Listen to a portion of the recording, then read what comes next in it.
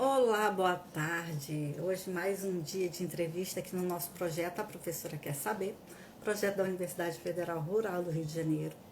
Hoje a gente vai falar sobre direito à saúde, Covid-19, vacinação obrigatória, quer dizer, são assuntos importantes, atuais, que a gente precisa estar ligado. Vitória já entrou aí, vou fixar nosso comentário. Boa tarde, Vitória, boa tarde a todos que estão entrando. Nós estamos rumo à nossa live número 100, nosso projeto vai entrar na segunda fase, né, coisa boa. E hoje a gente vai falar com o Dr. Fábio Pereira, ele que também é docente da Universidade Federal Rural do Rio de Janeiro, também é docente em outras universidades. E a gente está aqui para saber, né, nossos direitos. Boa tarde, Vitória. Boa tarde, professor Albenir Querubini. Grande abraço. Uma honra tê-lo aqui, né? Nosso projeto ficou muito melhor depois da sua passagem aqui. Muito obrigada, recebi a sua informação sobre o livro. Gratidão, muito obrigada. Estou ansiosa para ler. E aí nós estamos aqui aguardando o professor Fábio Pereira. Hoje a gente vai falar desses assuntos, né? Quem é que não se questiona diante dessa situação que a gente está vivendo e agora com essa segunda onda, né, de Covid? A gente já estava um pouco assim, nós estávamos um pouco mais calmos, né? Achando, boa tarde, Daisy. Nós estávamos um pouco mais calmos, achando assim, nossa, acho que deu uma melhorada, né? A gente consegue agora, de repente, começar a sair um pouco, ver aquelas pessoas, né? Desde que estejam bem de saúde. E de repente tá até um boom, assim, né? O professor Fábio já entrou e a gente vai convidar ele aqui, tá? Vamos convidar o professor Fábio para gente, porque esse assunto é importante e a gente tem que saber. Acho que as dúvidas são. Ah, boa tarde. Tudo bom, professora de França? Está conseguindo me ouvir? Tá legal? Tá numa boa? Como é que tá aí? Vendo e ouvindo perfeitamente. Que bom. Tudo certo, tudo tranquilo. Entrou um barulhinho aí agora que eu não sei qual foi. Não sei se de repente é meu fone. Pode ser, é. Eu não funciono bem com fone de ouvido, não. Eu prefiro. Tá bom? Tá me ouvindo? Tá legal? Tá melhor? Tá. Então, ótimo. Pereira, muito obrigada pela sua passagem aqui. A dica que eu sempre dou para todos os nossos convidados é colocar o telefone no modo silencioso, que aí não dá, né? Se quiser. Uhum. Nós estamos aqui hoje rumo à live número 100. Esse projeto começou no 6 de abril, né? O gente passou por aqui, passando na Universidade Federal do Rio de Janeiro. E a gente está aqui porque a gente resolveu montar esse projeto. Um projeto não é um formato live normal, mas é um projeto de entrevistas que a gente quer saber algumas coisas. Tipo esse nome. Professor, de repente colocar o telefone no mudo, tá no eco. Deixa eu ver aqui. É para colocar no modo silencioso. Peraí. Acho que agora foi, né? Não, Tá com eco. vamos ver. Tem que tirar o som e o vibração. Eu tô tirando tudo porque eu não recebo notificação nem nada, não fica vindo para mim. Não sei como é que tá agora. Eu tô conseguindo te ouvir bem. Para mim não tá vindo retorno, não tá vindo nada. Não, melhorou sim. A Vitória falou aqui comigo também, Uhum. que tá dando um pouco de retorno, né? Chamar o Tim Maia. Chamar o síndico, né? Isso. Então, professor, a ideia é trazer assuntos relacionados, né, de forma geral, à educação, ao direito e temas atuais. Quando o professor me fez essa proposta desse tema, eu achei muito bacana. Então, vamos fazer a nossa abertura de classe com a sua apresentação formal, tá bom? E aí a gente vai dar início ao nosso... Deixa eu só olhar aqui. O que está aqui? Peraí. Ok. Tá. E aí a gente já pode começar, tá bom, professor? Perfeito. Tá. Nós estamos hoje aqui com o professor Fábio Pereira, que também é advogado, sócio do Bispo Pereira Advogados, é professor de Direito, é especialista em processo civil, criador do canal Coisa Julgada, coisa boa, né? Professor, uma honra tê-lo aqui. Muito obrigada. Desde já agradeço, tá, por generosidade. Sei que a gente está na tampa de tanto fazer aula, de tanto fazer coisa, né? Já está entornando, né? Nunca a gente quis tanto férias, né? Não, e essa época, não, primeiramente, muito obrigado, professora de França, pelo convite, pelo projeto que a Universidade Federal Rural, principalmente o Instituto Multidisciplinar e Departamento de Ciências Jurídicas do IEM em Nova Iguaçu, que está proporcionando essa via de comunicação jurídica de conhecimento, de propagação de conhecimento. Acho que conhecimento represado é muito ruim. Acho que conhecimento ele tem que ser, né, tem que ter um fluxo contínuo, né? Tal a água que a gente não pode represar, o conhecimento da mesma forma. Acho que a gente tem que deixar fluir. Mas que é importante a gente chegar e falar sobre temas que sejam relevantes e que a gente possa puxar para a nossa área, para a parte jurídica, para a gente poder aí desmembrar um pouquinho para ver como é que a gente pode resolver. Tema muito atual, né? Tema atualíssimo, né? Muito. Mas como a professora falou, a gente está no meio de muitas coisas ao mesmo tempo. Tá ao mesmo tempo, sim, porque ainda nessa época do ano, além de prova, além de terminar a aula, tem as apresentações, tem as bancas de TCC, é tudo junto. A gente está a mil. Fora, na advocacia, a gente está aí, né, quase vindo recesso e as coisas não se resolvem da forma que a gente quer. Mas acho que é importante a gente disponibilizar tempo para a gente poder dividir um pouco com absolutamente todo mundo. Vamos lá. Pois é, professor. Outro dia eu ouvi uma música de uma professora que gravou uma bossa nova, até coloquei no grupo dos professores, que desde março eu moro no computador, né? Não é? Eu sei que nós estamos nessa linha, né? Tá nessa vibe, né? Mas vamos lá, professor. Direito à saúde, principalmente agora, nesse momento que a gente está convivendo com a Covid-19, eu achei que a segunda onda no Brasil, ela ia ser posterior à onda na Europa, mas a né? E a gente pega no telefone e vai falar com alguém e a família inteira está com Covid. Então, os casos que eram pontuais, agora eles já estão se generalizando. A gente também tem essa questão da vacinação, que divide opiniões, haja vista que as pessoas já temos até aqui o responsável pela comunidade mas ainda é algo que divide, porque recentemente a gente teve um episódio do Japão, né, e a pessoa que havia tomado a vacina, e aí a gente questiona quais são os nossos direitos, né, relacionados à saúde, principalmente, ao direito social, e todas essas situações. Então, vamos começar falando, professor, pode falar para a gente quais são os nossos direitos no que diz respeito à saúde. Bom, eu tentei traçar um caminho para a gente poder compreender toda a estrutura que a gente tem em relação à saúde e à saúde pública. A nossa Constituição 8, que é o nosso pacto social celebrado pós época de repressão dentro do Brasil, ela determinou, renovando algumas situações anteriores, mas ela expressou a vontade do legislador constituinte, ali naquele momento, de que a saúde ela é para absolutamente todos. E essa saúde para todos, ela deve ser universal. E ela, primordialmente, ela vem do fundamento da nossa república. Então, aquilo que a gente entende por república vem lá no fundamento do artigo 1º da nossa Constituição.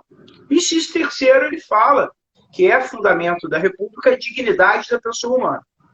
Eu não consigo pensar em dignidade sem saúde. Eu acho que, primordialmente, alguém que esteja bem de saúde pode, né, ter ali, usufruir muito bem da sua dignidade. Tem outros componentes sociais, econômicos, atrelados ao exercício pleno da dignidade, mas a pessoa tem que estar bem, tem que estar clinicamente bem, estar gozando de uma boa saúde. Então, primordialmente, fundamentalmente, a nossa República ela defende a dignidade e defende a saúde dentro desse componente de dignidade.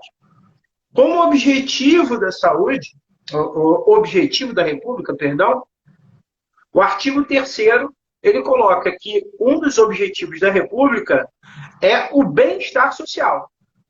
O bem para todos está no artigo 3º, inciso 4º da nossa Constituição, diz que é o objetivo do Estado tratar todo mundo aqui muito bem. E eu não posso também pensar de tratar bem e não ter saúde. Então, dignidade, bem-estar, ligados ao aspecto da saúde.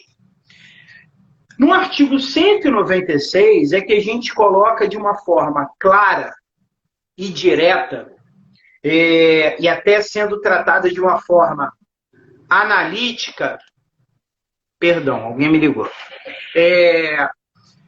sendo tratado de uma forma analítica pelo legislador constituinte, o artigo 196 diz que a saúde ela vai ser, eu boto no silencioso, mas a pessoa liga. A saúde é direito de todos. E a saúde sendo direito de todos, há um objetivo nisso, né? Ele universaliza o atendimento de saúde e diz para quê? Para redução de riscos e outros agravos. Então, quando a gente coloca, isso é vontade do legislador constituinte, que a saúde é universal e ela tem por objetivo manter dignidade, criar bem-estar e há uma redução de riscos de saúde e de qualquer agravo na saúde de todo brasileiro e de todo mundo que esteja no Brasil, pois, como é tido como um direito e garantia fundamental, então, isso é repassado para todo mundo que esteja aqui, eu tenho que compreender que há uma vontade máxima, reafirmada em 1988, que está em pleno vigor hoje, né? Aliás, é cláusula pétrea da nossa Constituição, de que saúde está atrelada ao exercício pleno da nossa cidadania, para a manutenção da nossa República, para o bem-estar social de absolutamente todo mundo. Um beijo para a professora Thalita, que está nos vendo. Querida, já esteve aqui conosco. Um beijo. Nosso lema é hashtag os bons passam por aqui, tá? Ficou claro, passou por aqui, porque é muito bom. Mas a gente tem, então, essa tríade, a gente tem essa tríade constitucional que dá para a gente o caminho da importância do que é a saúde para o brasileiro e para a brasileira. E nisso a gente tem que defender o quê? O Sistema Único de Saúde. Nosso Sistema Único é que nos ampara nesse momento tão horroroso que a gente vivencia em relação à pandemia. Então, para a gente poder começar a iniciar, a gente tem que ter esse parâmetro, é mais ou menos por aí. Uhum.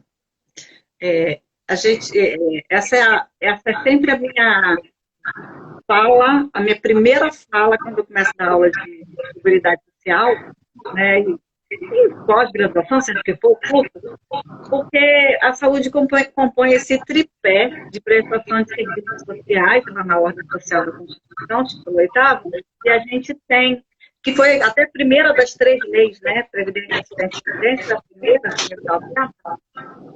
que tem como objetivo justamente isso, né, deixar o cidadão vivo, né, condição dele ser um cidadão com dignidade, né? Eu falo isso lá, primeiro você tem que se manter vivo, né?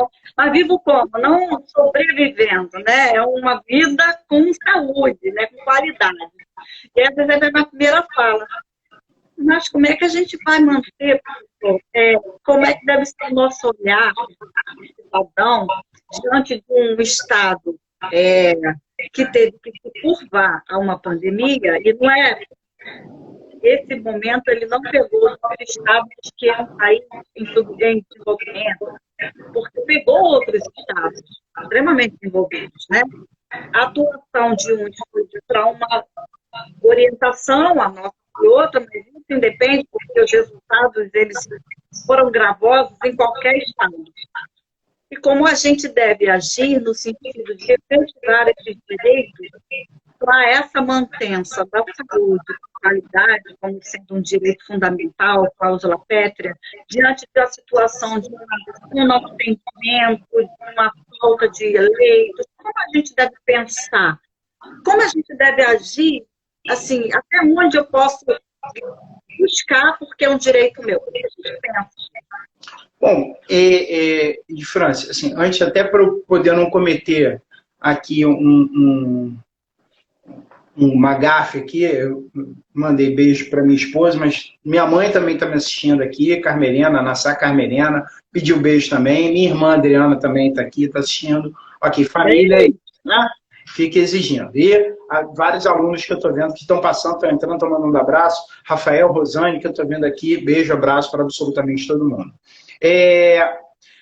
O Supremo ele vem se debruçando várias vezes sobre medidas a serem tomadas para amparar as pessoas por conta do Covid-19.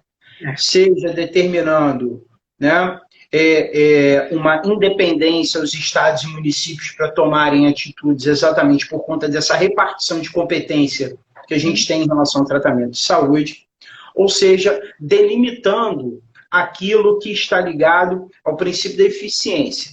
Né? O Supremo ele vem invocando, né, várias vezes a necessidade de uma transparência, de uma eficiência para a realização de atos públicos, atos administrativos para o tratamento das pessoas com Covid. Não tem como o judiciário determinar atitudes que são privativas do Poder Executivo. Isso não vai partir do judiciário. Ele tem que ser provocado. E ele vem sendo provocado. Ele vem sendo provocado porque todas as esferas públicas, e aí a gente não pode afastar também a responsabilidade de municípios e estados que ficam letárgicos, esperando a coisa acontecer, ou alguém vir me salvar, né? Então o judiciário está sendo provocado. E o Supremo está sendo muito demandado nesse sentido. Né? E tem determinado certas atitudes.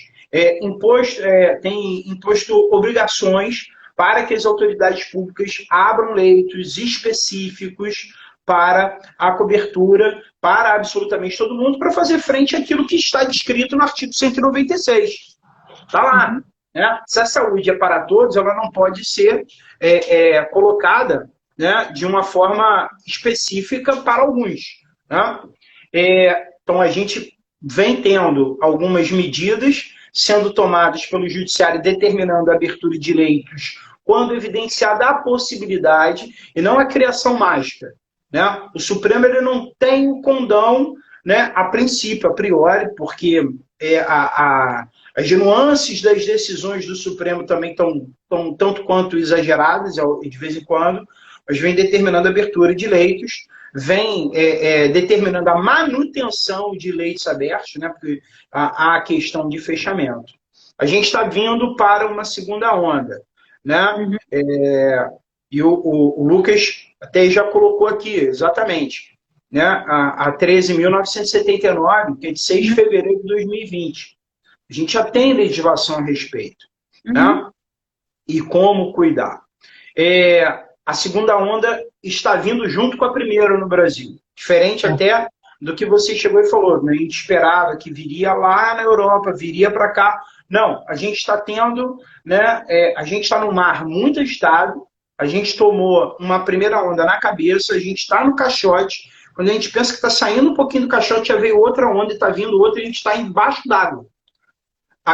O que parece é que a gente não está conseguindo respirar. Já está tendo muito aumento, os dados são significativos, a gente começa a ver uma curva de contágio, né, e de mortes que está subindo. E aí vamos falar especificamente aqui do Rio de Janeiro. O Rio de Janeiro tem se colocado como um local que não melhora. Ele tem uma leve melhora, né, e aí é a queda, mas a gente está começando a subir de forma vertiginosa. A gente está numa forma muito aguda, né? Seja por uma falta de civilidade, seja por uma falta de controle também das autoridades públicas, mas a grande verdade é que está vindo, né? Porque as pessoas estão acreditando que a vacina vai chegar amanhã. Isso é acho que é mais uma situação psicológica do que propriamente jurídica, né? Acho que as pessoas estão achando que tudo melhorou. Vai vir vacina, tá tudo certo. Só que até vir vacina, minha gente, é importante que se diga, né? As pessoas estão morrendo. A gente teve contágio no Brasil já chegando a quase 500 e está aumentando de novo. Isso é um cuidado e um breve comentário extra-jurídico que a gente tem que fazer. Professor, a saúde, as pessoas estão acostumadas a lidar com vários temas, né, relacionados aos direitos, mas ela é de uma abrangência e de uma importância tão grande que ela envolve aspectos do direito privado e público. Público no sentido da própria prestação estatal, público no sentido de que a gente tributa para poder ter o retorno, né, desse serviço, também no sentido de que a esfera penal que abrange as responsabilidades, elas são do direito público, mas também privado, porque existe a relação de consumidor, com o plano de saúde, com aquela clínica, né, com a empresa que faz a geração daquele serviço, daquela oferta daquele serviço do laboratório, né? A gente tem vários aspectos. A gente tem aspectos de vigilância sanitária, a gente tem aspectos de organização administrativa dos estados, dos entes federativos. Ou seja, a saúde é algo que ela está, assim, na própria essência da Constituição Social. Não tem como pensar povo se não pensar saúde. Porque um povo doente, ele acaba morte, acaba o povo, acaba tudo, né? E a gente tem esse olhar, inclusive do próprio povo, como o professor falou, que a vacina vai chegar amanhã e vai resolver tudo. A gente teve o chefe da farmacovigilância da Fiocruz, o Mandinho aqui, e ele falou que ela está em estágio bem avançado, né? Ok. Mas a gente sabe que a vacina ela não resolve todos os problemas. Né? A gente pensa que ela vai ter um controle, mas quantas e quantas pessoas nem podem tomar certas vacinas? A gente vê isso, né? Pessoas que têm a gente discutiu isso aqui. E quanto à questão jurídica, por exemplo, do fato da gente ter que pensar que a vacinação pode ser ou não obrigatória. Existe um viés jurídico que pode nos orientar nessa direção? Vacinar num momento como esse pode ser obrigatório ou não? Está na minha decisão pessoal. Ou eu posso configurar um perigo de Estado se eu me recusar. Como é que é isso? Vamos tentar fazer um pequeno apanhado histórico do Brasil. Vamos tentar olhar para trás para a gente tentar saber o que a gente pode fazer agora.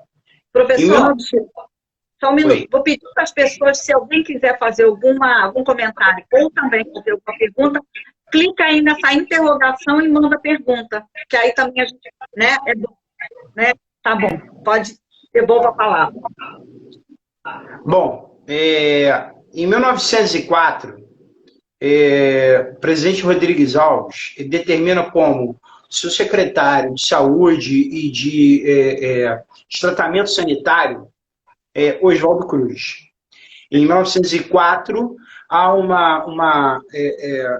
contágio descontrolado de varíola, de peste bubônica e de febre amarela, né, no Brasil, principalmente na capital. Rio de Janeiro ainda era a capital e a gente tinha muitos problemas por falta de uma estrutura de uma cidade mais cuidada, mais urbanizada, etc. Herança ainda do que a gente tinha recebido da época de Império para cá, uma falta de zelo e cuidado e visão de futuro de crescimento de cidade. E a gente teve esse surto de varíola, principalmente, e peste. Pois então, o Oswaldo Cruz chega e fala o seguinte: bom, temos a vacina, mas para erradicar a doença, a gente tem que vacinar. E a gente teve uma recusa das pessoas de voluntariamente se colocar para vacinar. O que fez, né? O Congresso da época criou uma lei para vacinação obrigatória. Uhum. E eclodiu em uma semana a chamada e conhecida historicamente como a revolta da vacina. Uhum. Tivemos manifestações de pessoas anti-vacina dizendo: ninguém vai me espetar, pois eu não sei de onde isso vem. Então, historicamente, a gente já tem uma certa resistência de uma massa de pessoas que não acredita na ciência. E quando a gente não tem pessoas que acreditem na ciência e que vão diretamente pelo seu próprio achar, o seu achismo, a sua opinião, que querem fazer valer muito mais do que conhecimentos, teses comprovadas não só de forma nacional como internacional, fica um tanto quanto difícil. A gente sabe que o direito ele serve exatamente para poder trazer um pouco de controle social. Estipulação e criação de leis vem exatamente para que a gente possa manter a pacificação social.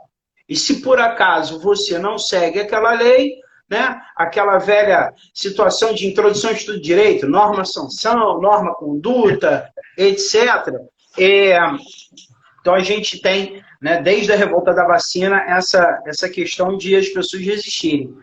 Mas então a gente olha para trás e fala assim, tinha uma lei. Tinha uma lei que determinava. E o artigo 5º, inciso 2º da nossa Constituição, ele fala do princípio da legalidade. Que ninguém será obrigado a fazer ou deixar de fazer alguma coisa, senão em virtude de lei. Perfeito. Lei de quem? A lei é federal, a lei é estadual ou a lei é municipal? Né? Quando a gente fala de saúde, essa competência ela é dividida. Tá? Estamos falando de uma federação. E a nossa federação, a nossa característica é de receber, né, na repartição de competências aquilo que cada um pode falar. Para tratar de saúde, cada um pode tratar. Não de forma contrária à regra geral. Eu não posso fazer nada contrário à Constituição. Tá? Mas eu posso tratar aqui. E na lei federal, a gente já encontra um amparo, em tese, para a possibilidade de vacinação. Pois a lei 13.979, já ressaltada aqui pelo Lucas, nosso aluno do IEM, lá, a lei 13.979 fala das políticas de controle da pandemia do surto de 2019, né? Porque a lei fala do surto de 2019, que começou lá fora e vem para cá. Fala exatamente da possibilidade de vacinação, não coloca como obrigatória. O que deixa a cargo da obrigatoriedade da autorregulamentação, da independência de cada ente federal dizer se é necessário ou não. Existem alguns membros do executivo que querem puxar para si a obrigatoriedade. Acho que o que falta é um pouco de coordenação. Mas a gente tem já abertura para fazer isso, a gente já tem. Pois a 13.979, ela diz que pode ter vacina. Tá? Não sei se você quer falar alguma coisa antes de eu continuar, porque senão, se deixar, eu vou ficar falando até desistir. A gente já está com 2 perguntas aqui, que já mandaram, né? E alguém, não sei se é a mesma pergunta que eu não abri, mas alguém mandou uma outra aqui, eu tento acompanhar tudo, né? Mas eu te devolvo a palavra, você pode terminar o seu raciocínio, e aí eu te faço as perguntas que mandaram. Pode ser? Beleza. Só para falar de obrigatoriedade, e aí para a gente falar que é obrigatório está no artigo 14 do Estatuto da Criança e Adolescente. Mais especificamente no artigo 14, parágrafo 1º. Quando a gente fala de criança e adolescente, a vacinação ela é obrigatória. E a autocondução de tratamento dos pais em relação aos seus filhos não se sobrepõe ao caráter de cuidado geral e coletivo que está no artigo 227 da nossa Constituição. Criança e adolescente é obrigação não só dos pais, mas o bem-estar dela é obrigação de absolutamente todo mundo. Tá? E o artigo 14, parágrafo 1º do Estatuto, ele fala exatamente da obrigatoriedade. Se a gente der uma bugada, né, porque tem que fazer pesquisa, tem que parar de ficar recebendo uma informação e acreditar piamente nisso, faz a pesquisa. A quantidade de decisão contrária de pais que querem entrar falando que não querem vacinar e tem uma decisão contrária da justiça é quase uníssono. A gente não tem. A não ser que os pais comprovem que tal vacina, você chegou a ressaltar um ponto, se a vacina tiver alguma coisa que a pessoa seja intolerante, vá lá. A pessoa tem, obviamente, o direito de não ser vacinada, porque se um lado eu trato uma coisa, eu posso estar piorando alguma coisa do outro lado. Né? Então, para isso, beleza, pois há confronto de interesses aqui e de interesses que tenham base científica. Mas, pelo simples, eu não acho que isso seja o melhor caminho. Esse eu não acho que não tem como. E o artigo 14, parágrafo 1º, falar de criança e adolescente, a vacina é obrigatória. Então, a gente tem lei já falando da obrigatoriedade para criança e adolescente. Para adultos, pessoas que, de certa forma, teriam maturidade e consciência para ver o melhor caminho, ainda não, mas a Assembleia do Rio já está votando. Interessante. Eu quero registrar aqui a presença da professora Juliana Ribeiro, que é a coordenadora e professora do Enfoque, né? Ela está aqui com a gente, já esteve aqui com a gente também, falando sobre o planejamento previdenciário, querida, né? Super competente. Gente, desculpas para aqueles que a gente às vezes não comenta, porque vai passando as letrinhas no final de filme, que você quer ler e não consegue, é igualzinho aqui. Eu fico igual uma doida, né? E a Vitória fala, professora, está precisando de alguma coisa, eu olho o papel, eu olho por tela, né? Mas a gente entende no final das contas. Aqui a produção, né? A gente faz tudo. Mas eu entendi perfeitamente, professora. É interessante a gente saber que ainda não há essa obrigatoriedade de adultos, né? Mas eu tinha o maior orgulho da carteira de primeiro de vacinação, meu filho, que ela era completinha, muito, né? Graças a Deus. Mas a gente começa, fica adulto, a pessoa começa a fazer pesquisa demais na internet, aí ela começa a se informar de muita coisa e às vezes as fontes não são muito seguras, né? Vou vir aqui para o professor sobre as perguntas, tá? Deixa eu ver aqui o que a gente tem de pergunta. Olha, Lucas, tá? Lucas fala, nesse segundo surto, como fica a questão das escolas de ensino híbrido? Bom, eu vou dar uma notícia assim de pronto, né? A gente acabou de ter uma liminar em Niterói, né? De ontem para hoje, ou hoje, que liberou a reabertura das escolas para funcionamento presencial. Eu fico temeroso, né? Pai, né? Eu sou pai, né, de dois meninos. Tem um que está saindo, né, está terminando o ensino médio, e o outro que ainda está, né, em ensino fundamental, está lá, está caminhando. E esse segundo, que é o meu mais novo, ele tem algumas questões respiratórias, etc.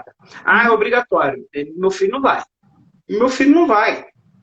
E mesmo o mais velho, se tivesse que ir, também não iria. Pois, né, há a possibilidade de um contágio.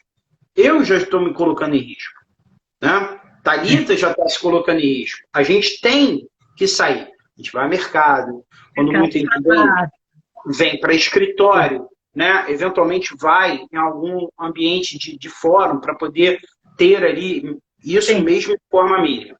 Né?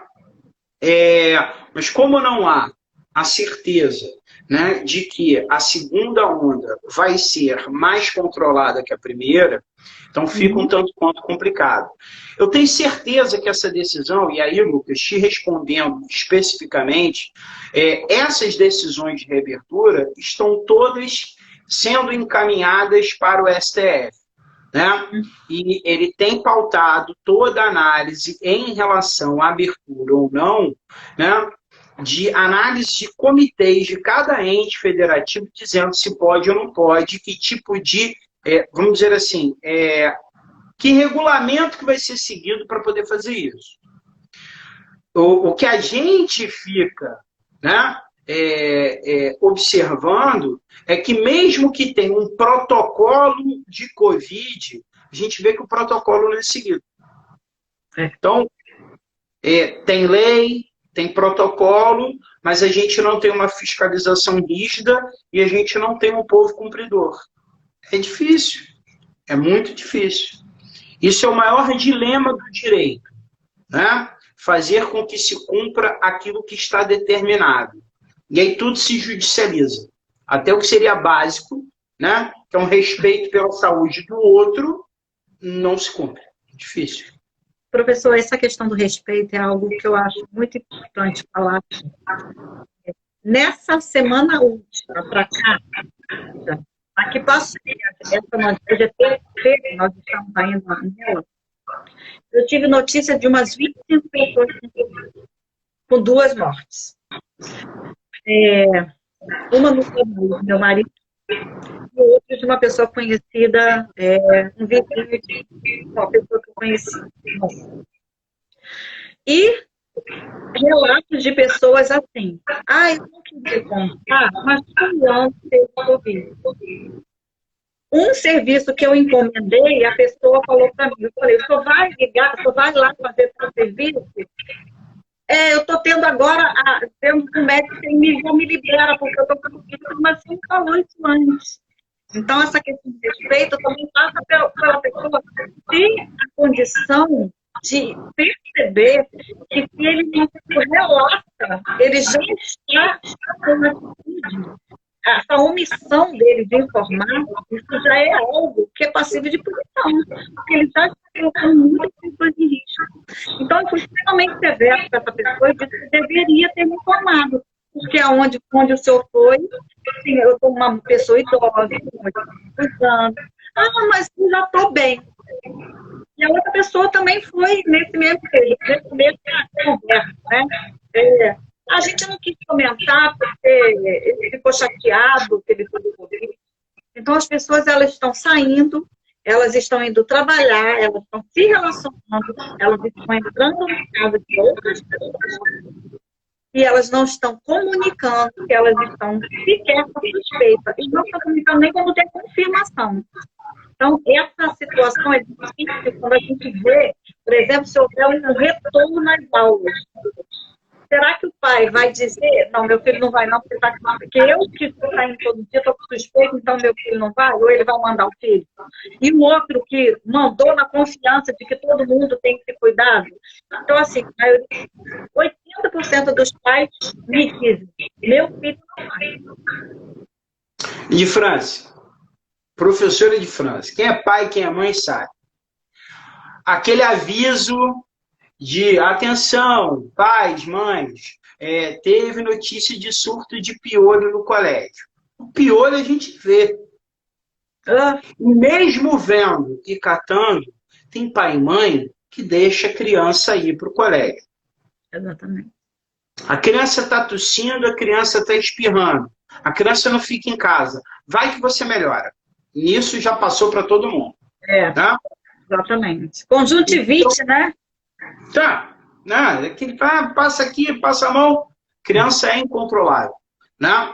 Fora que a gente não tem, e aí eu não vou falar de escola particular, eu vou falar de escola pública, né? Que é a grande massa que a gente tem que chegar e olhar. Não temos estrutura em colégio público para poder fazer um isolamento de crianças, não temos inspetores suficientes para poder organizar um recreio. Criança vai ficar sem recreio? Como é que criança fica confinada junto com outra criança não podendo brincar? Eu acho difícil. Eu vislumbro a criança indo com uma máscara e voltando com outra, né? Porque trocou com o colega, porque a dele era do Homem-Aranha e a minha era do Batman. Então, não tem meu amigo, né? E aí? E fica um tanto quanto difícil da gente chegar e controlar. E a questão das crianças, que tem contágio, tem problemas, etc., né? Existem os estudos em que as crianças se mostram mais resistentes, né? e aqui a Adriele, que é minha aluna lá da UNIAB, está aqui falando que não tem estrutura, realmente, não tem estrutura. Né? Não tem. E a questão, a criança ela pode ficar resistente, ou seja, assintomática, vai para casa e passa para a avó e passa para o avô. Exatamente. Passa para a mãe e passa para o pai. Exatamente.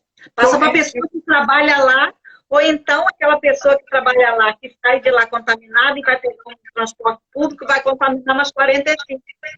Então é complicado. Juridicamente falando, será que a gente está em tese, né? Essas pessoas estão em tese cometendo o crime do artigo 132 do Código Penal? Ou seja, estão colocando as pessoas em risco, né?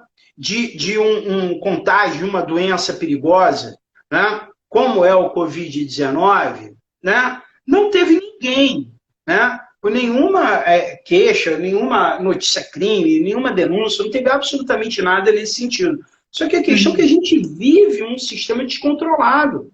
Exatamente. Essa doença ela é invisível e ela é potencializada exatamente por conta das vias respiratórias. A forma de contágio é muito dura. E aí é que eu levo exatamente para o ponto principal. A gente está vendo um caminhar, né, felizmente, de sucesso de pelo menos 4 vacinas que estão aparecendo, né, com eficácia acima de 90%. Uhum. Então, assim, que bom. Eu tô doido para vir vacina. Nossa, eu não tenho, né? Para mim, não tem a questão de, não precisa ser obrigatório. Eu vou vacinar, né? Eu vou vacinar meus filhos. Professor, né? É obrigada a vacinar, né? Eu vou vacinar. Eu vacino de gripe, né? Reforço. Teve reforço de sarampo. Gente, como é que sarampo volta assim? Como é que varíola volta? Como é que poliomielite volta? As pessoas não estão indo levar as crianças para tomar gotinha. Gotinha, complicado. Acho que aí é que está a grande questão. E nisso, o direito ele aparece exatamente nesse momento. Pois ele vai ter que regular. É ele que vai ter que regular essa conduta. As assembleias legislativas estão se debruçando, especificamente aqui no estado do Rio de Janeiro. O projeto de lei é do deputado Luiz Paulo, que hoje está sem sigla. Ele está com um projeto de lei de vacinação obrigatória, saindo a regulamentação de vacina, regularizada e aprovada pela Agência Nacional de Vigilância Sanitária. Ele colocou, a vacina vai ser obrigatória no Rio de Janeiro. Quem não se vacinar, não pode ir para colégio, não pode ir para atividades em locais fechados, não vai poder prestar concurso público. Eu vou dar uma curiosidade, eu faço muita corrida, né? E numa das corridas que eu fiz, que é da Tutã, que é uma trilha das agulhas negras, né, que é organizado por um pessoal maravilhoso e fantástico lá em Visconde de Mauá. Muita saudade daquela terra. Exigência para correr. Vacinação de febre amarela. Se você não mostra sua carteira de vacinação, você não corre. Não corre. Olha só. Então, há uma obrigatoriedade de eu demonstrar que eu me imunizei para poder participar. E por que a gente não pode ter? É porque as pessoas não se colocam à vontade hoje em dia para poder se vacinar. Beleza. Já que a gente está alcançando a marca de 170 mil brasileiros e brasileiras que morreram, eu não quero ter mais 170 mil. A vacina vai ser obrigatória. Legisla, determina aquilo que é certo e vacina. Acabou. Estende para isso, para a vacina da pandemia do Covid-19. Ninguém vai te obrigar, infelizmente, ninguém vai te obrigar a vacinar de sarampo. E aí, por que é obrigatório na infância e na adolescência? Porque isso te imuniza para toda uma vida. Só que essa doença, ela pega absolutamente todo mundo. E pegou todo mundo de surpresa. Eu sou muito franco. Eu não gosto dessas coisas de ser obrigatório, não. Porque eu acho que tem que trabalhar a consciência. Mas não tem que trabalhar a consciência com pessoas que negam a existência da doença. Então é muito simples. É obrigatório. Cadê tua carteira? Não tem a vacinação, então você vai receber uma multa, vai receber algum tipo de sanção. A gente não vai ter como escapar. Fábio, olha aí, a gente vai ter revolta da vacina 2, a revanche. né? Eu não sei se a gente vai ter a revolta da vacina 2 e a revanche. O meu sentimento, né? E aqui, tirando o lado jurista e indo para o lado, né, como cidadão, é de que todo mundo se imunize, que a gente não tenha mais essa doença por aí. Essa questão da vacinação, da febre amarela, por exemplo, lembro que a gente, no mestrado, a gente teve aqui para a Serrana do Rio. Então, tinha muitos casos. Então, nós tivemos que apresentar o comprovante de vacinação, sobretudo porque uma de nossas colegas, ela tinha uma alergia e não podia tomar. Então, até para protegê-la enquanto grupo ali, a gente tem que estar todo mundo vacinado, entendeu? Que é uma forma de proteção até para aquelas pessoas que, efetivamente, por algum motivo, contraindicação que existe, ela tinha que ser preservada por nós, né? E foi algo assim. Então, todo mundo se vacinou e tudo mais.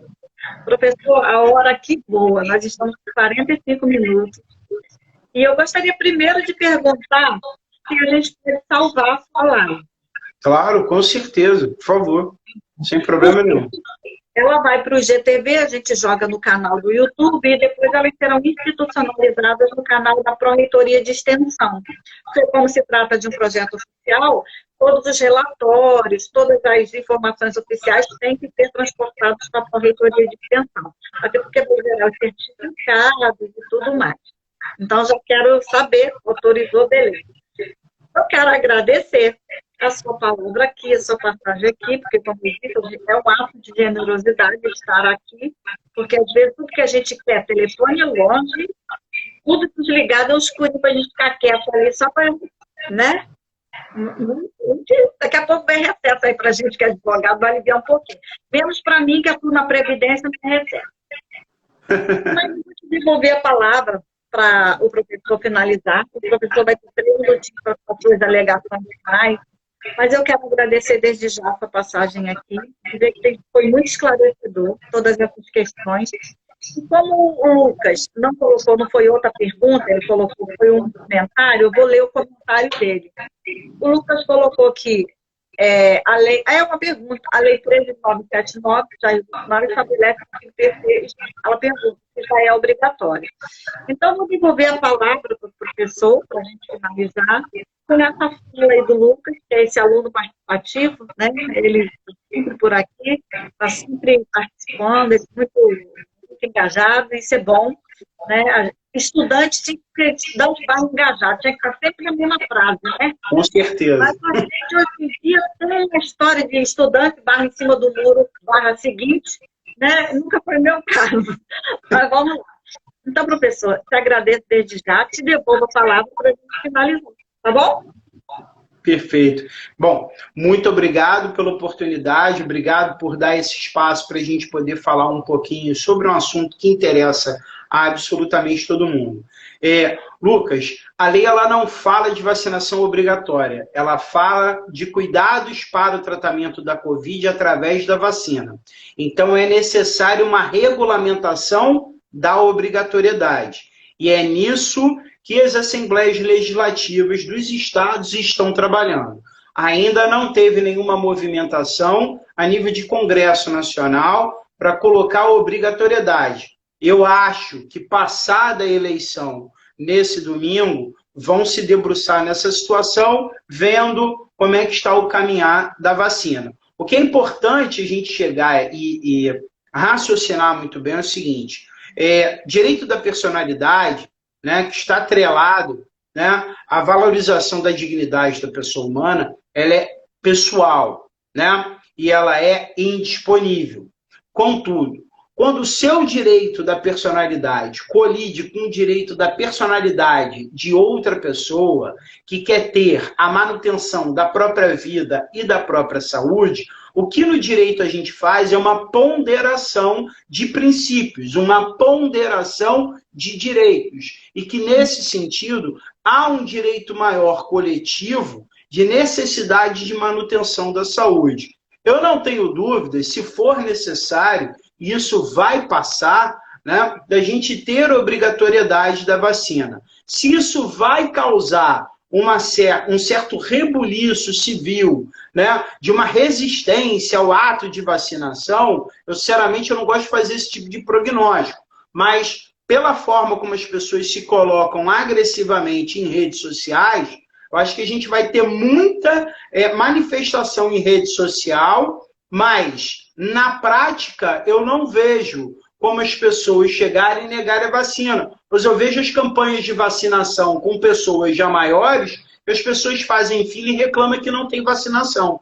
A intenção e as pesquisas mostram que a grande maioria quer a vacina. Então não importa, está comprovado, está regulamentado, então eu vou tomar a vacina. Pois há um desejo de autocura, de autoimunização. É nisso.